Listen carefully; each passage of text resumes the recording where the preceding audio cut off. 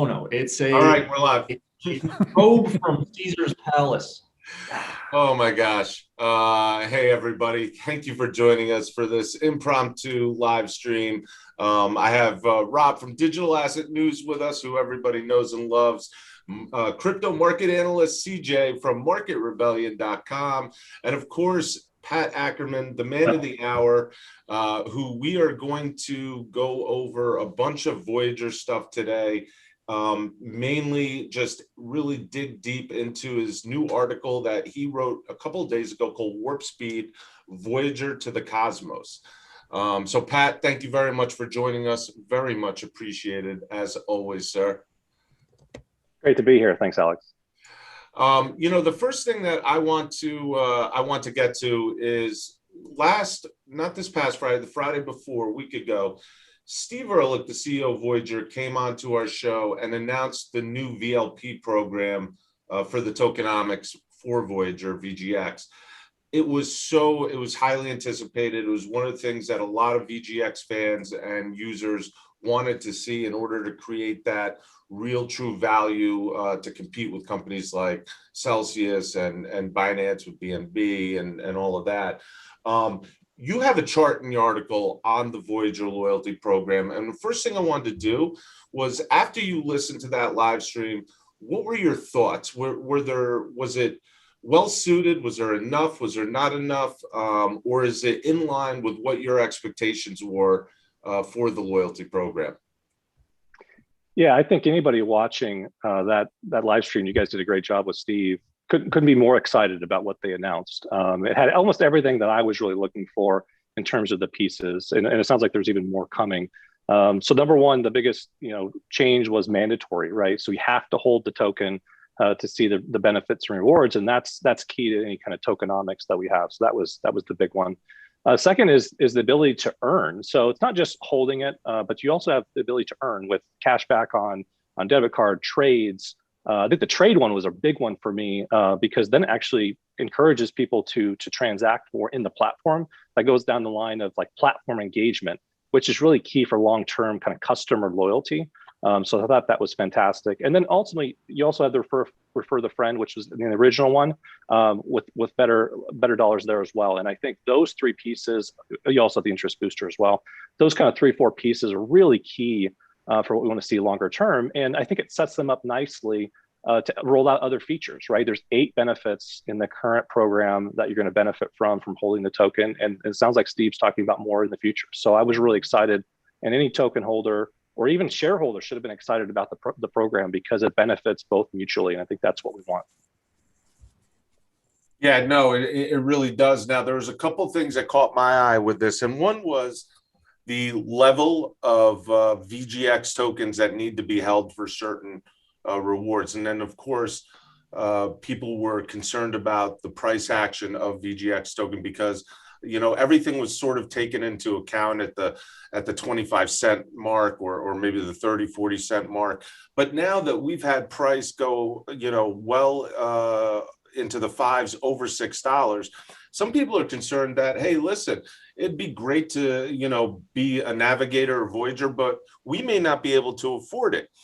One thing I found interesting that Steve said was that this is going to have a community governance sort of input towards after the first year. What do you think about that? What are your thoughts about the governance happening with this token? I think it's really something we haven't seen in a lot of tokenomics out there, and I think it's unique to Voyager. There's probably a few other handful of examples out there, but it really puts the power in the community, and the community is what powers user growth and powers education across the platform and financial freedom and things like that. So I think it's a great move. It's less about the centralization of the company and what they want to do, and it puts more in the hands of the people that own it and get benefits from it. So I think that was awesome. They are going to have to change the levels over time as the price increases. It's going to be natural, but that'll be okay over time because then you have more people able to participate and as they go through that. Now, there's still people. It's going to be a finite resource over time. Now, there's still the allocation pool and the interest that are going to be paid out that kind of increases the supply. But in terms of the user growth comparatively to the token growth, it's 10 to 1 user growth to token supply growth. So it ends up being a sufficiently constrained supply, which is really important to price growth over time. I have one more thing before I'm going to let Rob and CJ kind of do their thing. There's a little bit of concern amongst VGX holders, especially some of the legacy token holders from their initial acquisition. Now, when we had Steve on, he spoke about, the swap migration of the tokens coming, let's call it a couple months. Don't hold me to it and Steve to it, but a couple of months down the road. There's some good points that have been brought up by people where, hey, listen, there's a lot of those tokens that are lost, forgotten. When that swap happens, one, is there any sense and any thoughts you have in the fact that the supply will be diminished in some way or offset some way because of those lost tokens? And two, is there currently an arbitrage opportunity between the two, or does it not matter which one you invest in right now? Yeah, I actually wrote an article several months ago about using the Etherscan data to kind of project how old some of these tokens are sitting out there. And there's a lot of tokens in that 10 to 20 million range that haven't moved in 3+ years.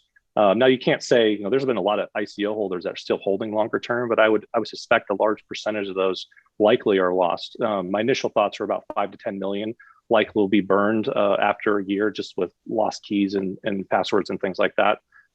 So there is I have some kind of analysis I've done on that. That's kind of my initial thought. We'll see if that kind of pans out, or if it's more than that or less than that. We'll see. But it'll be quite a bit, I think, that will get burned because of lost tokens.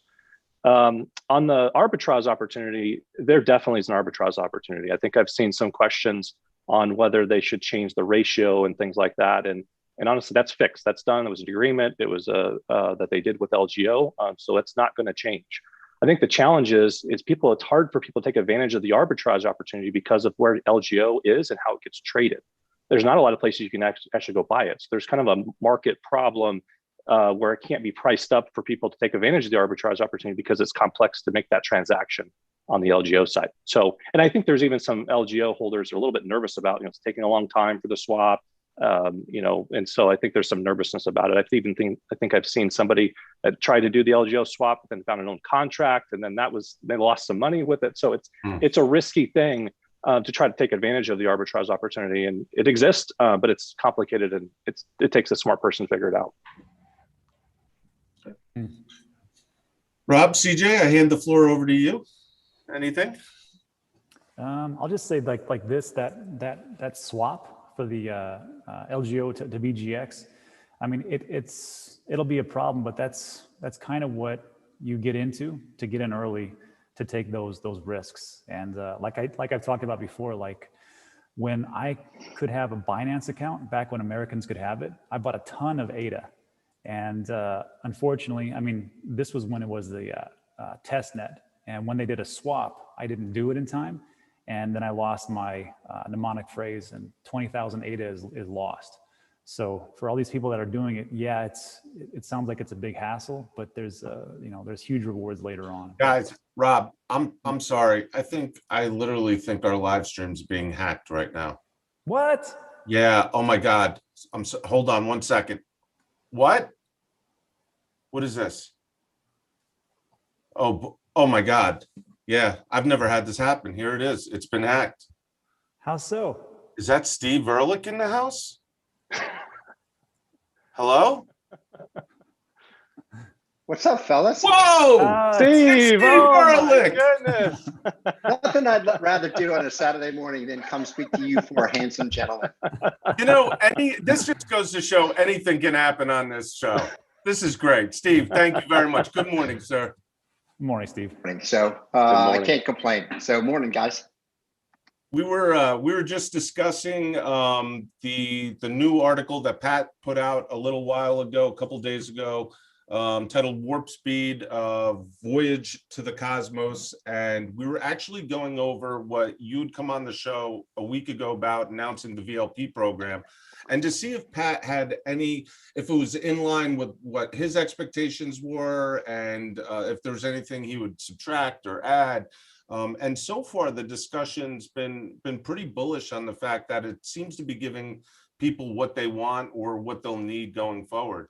How has it happened on your side since you made that announcement? What's the feedback you've gotten? You always have the naysayers, right? I mean, somebody's always going to look and say, oh, you could do this better, or this doesn't suit this category of customer. Overall, the feedback's been great, though. I mean, the feedback's been phenomenal. People are excited by it. They're excited to get, VGX rewards. And look, I think, what I've told people too, I've gotten more DMs than I've ever gotten. And what I've told people is this is just the beginning. Things will change. Things can, we have the opportunity to change things. It's part of being a good rewards program is you want to change things for the better and make the value even more down the line. We're working on a whole bunch of stuff. So I think it's just the beginning of our program and so forth. So we're excited by it, obviously. And I think consumers and our customers are all excited by it. What is the consensus over at Voyager? I know the team is a very close, tight-knit team. I know Pat Ackerman is very well known with the community and with Voyager, and he's one of the few people in crypto that really puts out some solid logic when it comes to projects and companies in it. What is their sense from, say, your business analysts about what his work represents? And you're talking about Pat, who's not even involved in Voyager, right? Doesn't know anything about Voyager except what we see. What do they think about how right he is or how in line he is with Voyager? Pat doesn't have any inside information. Could get me in lots of trouble in that front. We follow what Pat writes quite closely. I can't really comment on those things, but I think Pat writes some really good. Pat, you write some great stuff. I know we follow it. The minute it comes out, we're sending it around. We're all reading it. It's an important aspect of our day to day is seeing what is written about us by various people, and Pat's at the top of that list. When his stuff comes out, it gets around our company pretty darn quick. I appreciate that, Steve. One thing I do want to say to Pat's work as well is that soon after you published your Metcalfe's Law research, we saw some very popular analysts in the space, specifically Raoul Powell, coming out, adopting that method of analysis as well. And just from the industry and from what we see at Market Rebellion, what I can tell you is that there are some multi-million-dollar hedge funds looking at Metcalfe's Law and using that as a network valuation. So very interesting to see how that research has been adopted. Yeah, for sure. Agreed. Pat, you got to charge for that. Yeah. Whoa. That's what I need Hey, to figure out. that's going to stop doing our show if you start, giving them ideas. Before I let you go, Steve, one of the things I want to ask you is, you've had a series of rounds with the institutional folks. How is the attitude of Voyager right now? I mean, you guys probably couldn't be more pumped for what lies in 2021. You're expanding in line and with the bull market. It's got to be good. The investors, we speak to them quite frequently. They all have, sophisticated models on us. We see where our volume's going. I think last time I was on, I told you, and we put the press release out. We did 1 million trades, was what we announced in January. We did 1 million trades in like the first half of February. So from an analyst perspective, and the investors that came in our rounds, they're all pretty darn happy at this point. Look, and I think we're in this bull run here where it's not just, hey, everything's going up, financial technology firms are going. Crypto is being adopted at a faster rate, I believe, than what we all had anticipated. Like if you would have put us all together here on the show a year ago, I'm not sure we'd think we were here 12 months from COVID, right? There's no shot of that. Like, I think we probably thought, it's going to get this, gradual adoption. And maybe by 22, we'll have this real breakout year. And I think we beat it by 12 months. And we're seeing unbelievable amount of account openings and money coming to the platform of existing customers and bunches of new customers that just want to get their first Bitcoin, their first Ethereum, DOT, Voyager. It doesn't really matter. People are coming in, doing a little bit more research, trying to understand the landscape and the adoption. We're smack dab in the middle of, I still think we're in the second inning here, but boy, that second inning is ending pretty quickly, and we're getting to third, fourth coming up soon because the amount of people coming in just from what we see every day is enormous. Yeah, one of the things that Pat had mentioned in his article was the fact, that he highlighted was the VLP program actually enabled trading benefits. You're trying to promote transactions and interactions with cryptos amongst the customers. I think that's really compelling. Right. One is that you get benefits on price improvement, which nobody else in this industry gives price improvement. I think I would venture to tell everybody to look at their order tickets and see 70% plus of the time on a market order, not a limit order, because obviously there's limit order is different, but on a market order we're beating the price that you think you're getting. So we're tying getting rewards back to that, so people become more knowledgeable about price improvement. And I think that's an important aspect when it crosses over to the equity market. I think one of the things in watching those hearings the other day is the talk of price improvement on certain equity platforms is different than what they get on other equity platforms.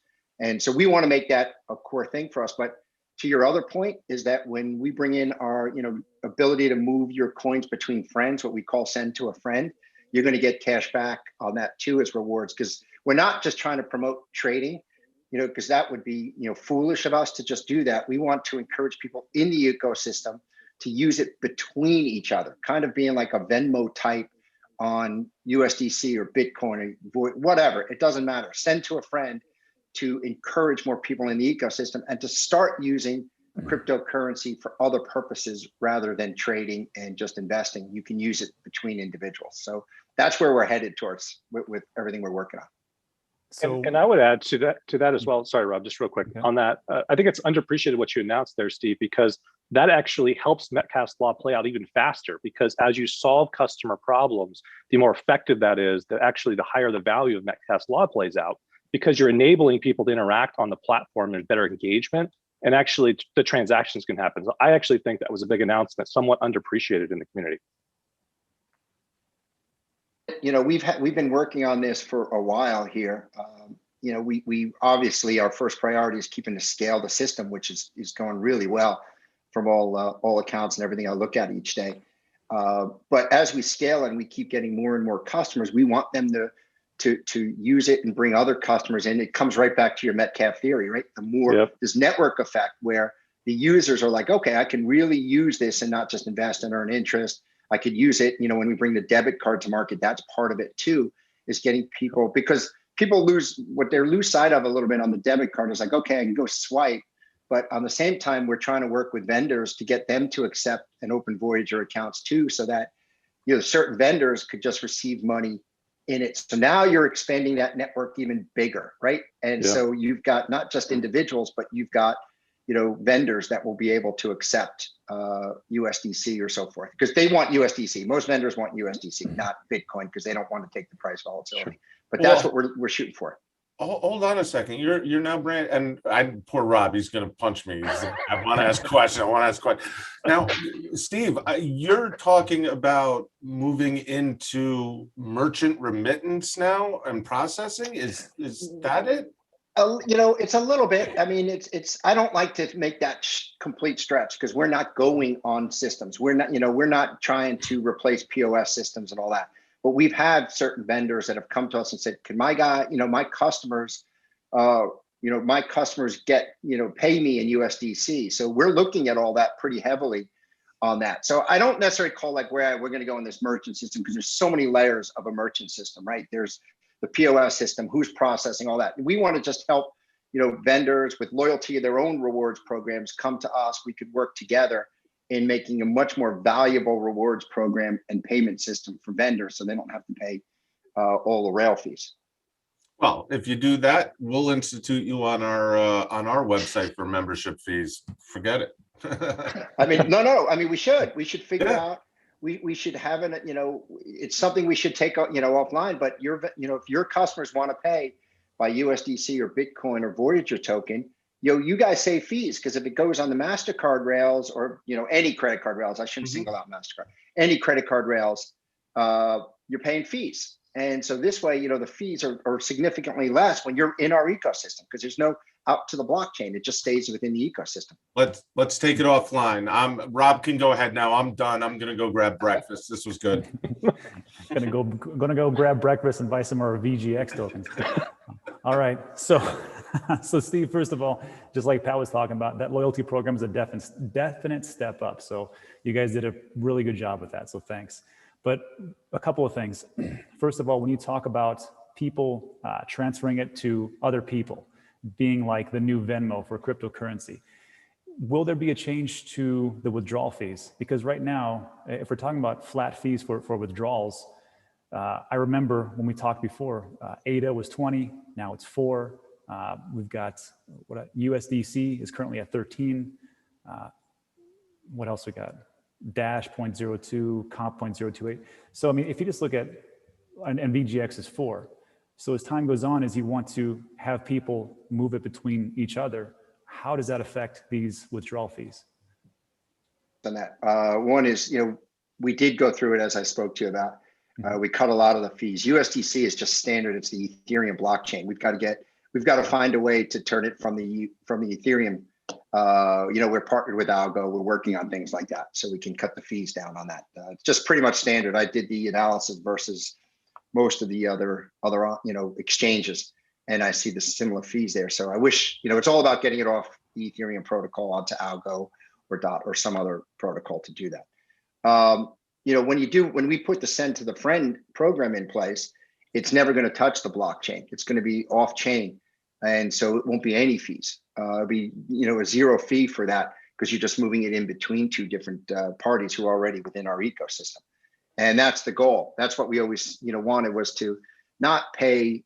And I think, as we all know, probably 90% of most blockchain transactions or most trading doesn't take place on the blockchain, right? I mean, it's not printed on the chain, it's off chain. So that's the goal of send to a friend. Keep, no fees, and just keep it between you and me. I could send you money. I can go play you in golf and you'll beat me, and I'll probably owe you at the end of the day, and I'll just pay you in Bitcoin or USDC, and there'll be no fee. Perfect. And then I've only got one more question. I'll open up to everybody else. So we talked about this massive influx of people, and we saw it. You saw it. What was it? 250,000 signups in 4 days, somewhere around there? That's I think it was 250,000 downloads, new accounts in 4 days, and that's what caused the wait list. We're getting close. We're getting really close in getting people off the wait list. So not that far away. I can't tell you when, but not that far away. And we open back up. But even the people that have been on the wait list, I mean, our conversion rates have been quite good. People getting down what we call our funnel from signing up and downloading the app all the way through funded account has been, better than the estimates I had thought. So it's been quite good. People are eager to get in. They want a piece of the action now. Yeah, if there's one, I think we talked about it. I think the other thing we talked about too was, and I think the reason there's a lot more retail interest is due to the equity markets. And again, harking back to a couple of days ago in the congressional hearings, is that I believe retail investors don't think the equity markets are a fair market anymore. And they think that the SEC and others favor institutions, and even the market structure probably favors institutions to a degree. And I think the crypto market favors retail customers. And I think that's why you're seeing more and more people say, hey, I'm going to go buy Bitcoin, hold it as a store of value, but I'm also going to trade Bitcoin, trade VGX, trade ETH, all that stuff, because it's less institutional interruptions. Gotcha. And just to reiterate, if people are new to the channel, just, when we did that interview last time, he talked about there's a goal of 10 million to push people in to Voyager. And then they've also hired the team from Uber to transact or get these types of things going. So I think it's a good team. Hopefully we'll see how it all works out. Now it's what we call our strike team, doing a heck of a job getting us scaled up to that 10 million mark. Okay. Thanks, Steve. Yeah, no problem. I have a trading question with VGX. So the max order size currently is around $5,000. As a brokerage operator, is there a reason based on liquidity why that is? And as the market cap of VGX continues to grow, do do you guys plan to raise that order limit? Great questions. Probably, if not number one, 1A that I get on DM every day. The answer is it is a liquidity thing. We want to make sure that the price customers see when they go to buy or sell, we can give them that price, without any interruption on that or any delay. And that's due to, we analyze the depth of the market across the global markets on VGX and with market makers where we are. So we look at it, we're investigating again, whether or not we can increase that. It all goes by what we see in the depth of the book. So it's a hard one, and we do that not just on VGX, it's on every token. So we're always investigating it. Hopefully down the line, as we become more and more liquid, there's more opportunity. And we are starting, I think 40 million changed hands, 50 million in the last 24 hours, according to CoinMarketCap. So there is that possibility that we can actually do that and increase that. But for now, we just want to make sure that, hey, you're a customer, you're going to go buy VGX, you're getting that price. We don't have to come back to you and say, well, we couldn't really get you that price because, we had to go way up a book or way down the book. So that's how we do it. Yeah, one more question too. The spreads are very, very large, which obviously you're going to get when you have ample volatility like this. But in the future, as this industry matures, what do you think it would take to lower those spreads and allow retail customers to have the closest to spot price? Do we need high frequency traders? And I'm going to add on to that, CJ, with Steve. Is there currently market making on VGX? And if not, do you plan on instituting it or doing it yourselves as a principal? Let's go with the second question first. The answer is no, we're not a principal trading shop. We're a public company. Our investors expect us not to take that principal trade risk. So no, we won't do that. And there are no market makers, because we're an agency broker, right? We're not running an exchange. Now, maybe there's a point in time where we say to bring what you want, what you're asking, CJ, like tighter, maybe we do go to a little bit more of a DMA type platform like I built at E-Trade and then again at Lightspeed, where we go to one of those. That's always a possibility.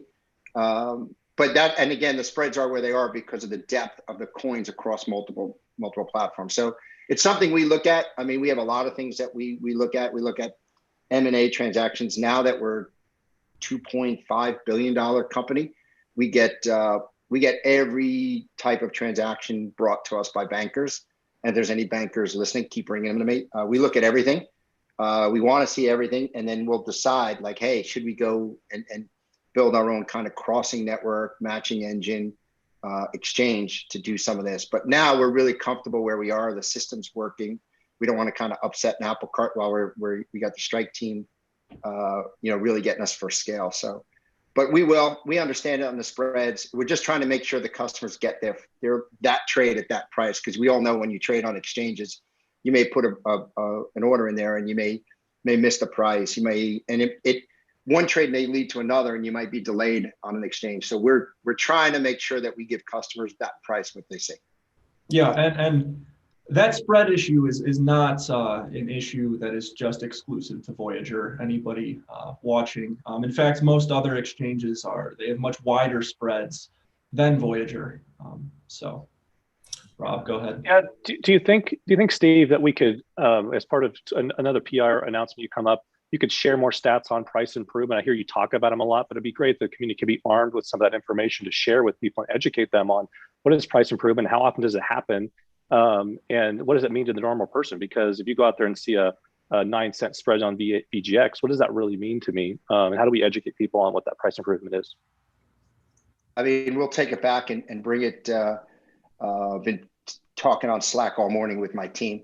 It's just been a really active morning for us. So, we will definitely take that away. It's a pretty good idea. We thought about that when we first built the platform, like let's show price improvement. But when you have 1,000 customers showing what price improvement actually is across the board, it's really not that compelling. So, we're looking at it. It's a great idea that we have to revisit. Okay, thank you. One last thing I have for you, Steve. I know you're a busy man.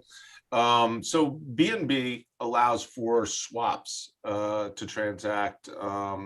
Is Voyager have any path or views of allowing swaps to happen on the Voyager platform?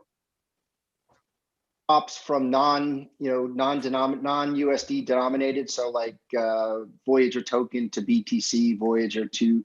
Exactly.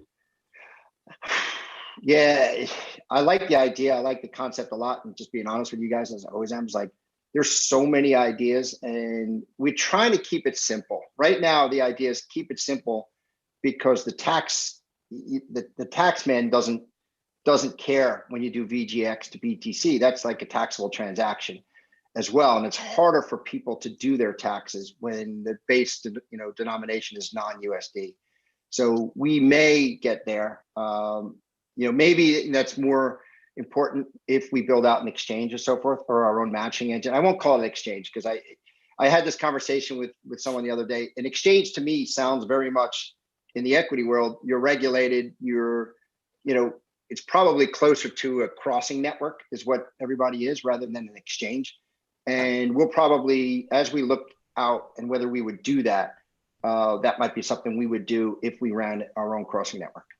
Okay. Fair enough. Well, folks, CEO of Voyager, everybody's broker that they love, Steve Ehrlich, on a Saturday morning. Steve, thank you so kindly for joining us. Very much appreciated. Me, always trying to tune into you guys when you're on, and it was fun listening to you guys the other day. Jumping in the chat room was always fun, getting the comments, and you guys enjoy the rest of the weekend. I'll go do what my wife tells me I'm doing now for the rest of the weekend. That was perfect, my friend. Thank you very much. much. You guys later. Take care. Thanks, Steve. All right, so there was a little impromptu intro with Steve Ehrlich, and we got a few questions out of the way. Now we'll go back to the Pat Ackerman hour, as we like to call it internally. It's not as fun as having Steve on. That was awesome. You know what I like? I really like, first of all, I'm really happy that both you, Pat, and Steve hopped on here. That gives a lot of both sides of the story. It triggers things in Rob and CJ in my mind to ask different questions or other questions. So it's always a treat. I mean, that was very special. So I like having you both on together as well. Going back to your article, which, by the way, still has one of the coolest titles I've ever seen to it. And for folks tuning in late, it is Warp Speed Voyage to the Cosmos, which was put out on Medium, Pat Ackerman's Medium account 3 days ago. Really earlier, we went through the VLP program. Is there any way now we can, Pat, you can kind of walk us through the different charts? There's a few lifelines here and how far along we are. There's also projected funded accounts. Everybody's thing right now is, what is March 1st going to say on the earnings call with funded accounts? How much have we jumped? Because it's like all of a sudden 3 months between earnings calls is driving people nuts. Yeah, I think it's because people want to know where the value is, right? A lot of my writing focuses on using funded accounts to derive that Metcalfe's value to tell us where we are. So the way the article kind of laid it out was there's kind of 3 different components to this from a pricing standpoint, which is really backed up by the value component. So the first one is specifically on funded accounts. So again, we've talked about it's the driver behind the price of the Metcalfe's law value of those funded accounts. Is the price driver of a price for VGX. Sorry.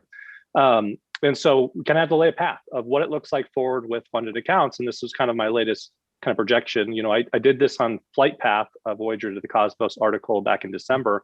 And this is a lot higher than it was then, right? Just given the growth we've seen in January, I'm kind of projecting we could be closer to that million funded accounts by the end of the year. I get a lot of questions on whether this takes into account Europe and Canada and a lot of these other things. And I'd say kind of. I mean, we don't really know yet. This is kind of a linear growth, about 20% a month, with the kind of tailing off back half of this year, about 15%. And so I think it probably takes into account some of it. I wouldn't say all of it. It's hard to know exactly, but this is kind of what I use for the pricing standpoint. Then we get into circulating supply. So we have the starting point of the 22 222 million tokens with then the additional 33 million of LGO, which will happen again if it's in April or exactly when it's going to happen, but it sounds like that's the time frame, which then takes us up to about 255 million. And then we have two components. You have the interest, 7%, which is inflationary, and then you have the allocation pool, which will be kind of paid out monthly. And so you still see some kind of steady growth of supply over time. Again, they're not market selling those tokens. They're giving them out as part of rewards in the platform. And so I use kind of a linear fashion to this. Again, it's too hard to really do anything more complicated than that. That's kind of what I used for supply. And then I did not back out the burn portion we talked about before. I estimated about 5 to 10 million. I kind of left that out of it. And then we get into token efficiency, which is kind of always the hardest thing to talk about, right? And so what I first started to talk about was really about supply and demand. And specifically, if you look at the way that the program's laid out with 500, 5,000, and 20,000 tokens for the tiers, you actually have a small percentage of people that will actually be able to achieve that in the broader platform. If you take into account the growth that I kind of laid out in the flight path, you're only looking at 30% possibly early on for people that can participate in it, all the way down as you get closer to 1 million, maybe closer to that kind of 10 to 15% range. And again, if you extrapolate that even further, you're even looking at less percentage of people that can actually achieve those ranges. So again, I do think they're going to have to adjust that those tiers over time, just given the size and the scale we'll eventually see in Voyager.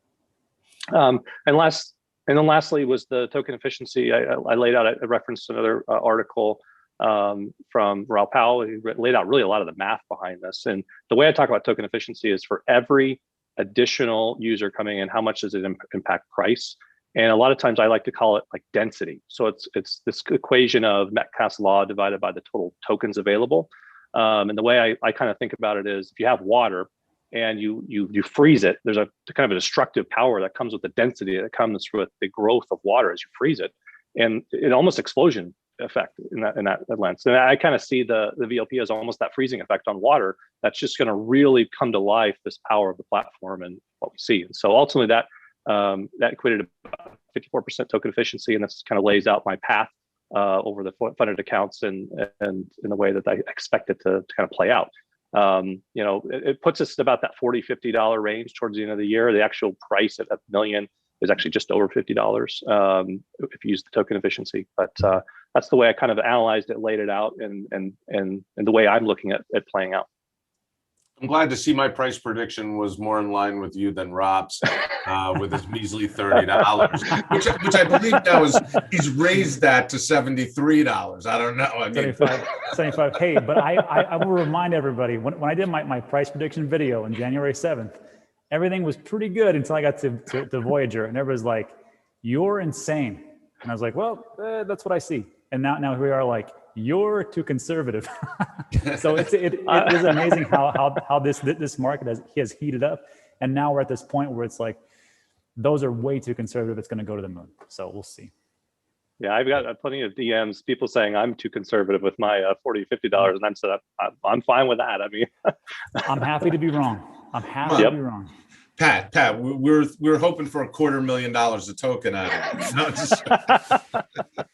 Well, I think one tweet I essentially said at some point, some people just want to know when they're going to be rich, and so they just DM me and say, "When am I going to be rich?" Well, there's those people too. They just actually don't care about the mechanics of it. They're just like, "Pat, what day will I be rich?" September 3rd, sir. September 3rd.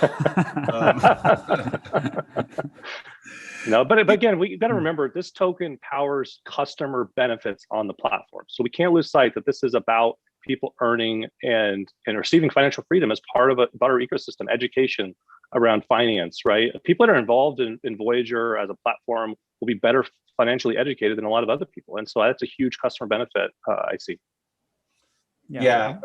One of the things that I really want to wrap my head around as we go into these more enhanced programs, particularly with, like the Voyagers and the Celsiuses and stuff like that, is where do the economics intersect with systemic damage exposure? In other words, we have a lot of rewards being given. We have a lot of rates being thrown around, and those things are coupled with, like, for instance, Voyager has 8.5%, and I think Celsius as well on USDC.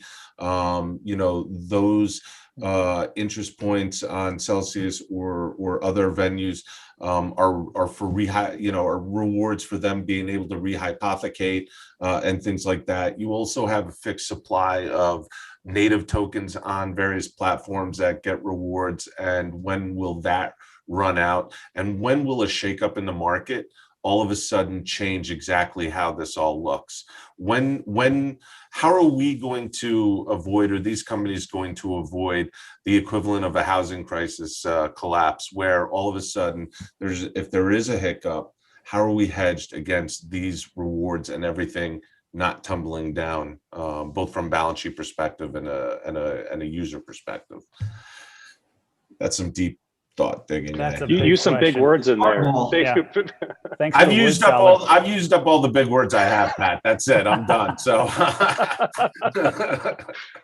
no, I think it's a fair question, and I don't think any one of four of us are smart enough to know exactly what that looks like yet, right? I mean, there's going to be a hiccup in the market at some point. I think, securities lending is what a lot of them use, right? Like Alex has talked about securities lending. That's what a lot of BitGo, that's a partner with Voyager, uses, and that's some of the highest lending that's out there. But again, if you have some of the challenges we had, let's say March of last year, we don't know yet. Again, what the crypto space is, a free market, and so it's the only free market that exists as of right now, and so we don't know exactly yet. So I don't think any one of us could sit here and say we know exactly what it looks like. So yeah, I think we're going to see some different lending platforms maybe go out, like what happened before. I mean, Alex, you sent me that I forgot which lending platform it was that they got overexposure. Yeah. They were lending to the Asian markets, and then all of a sudden Cred.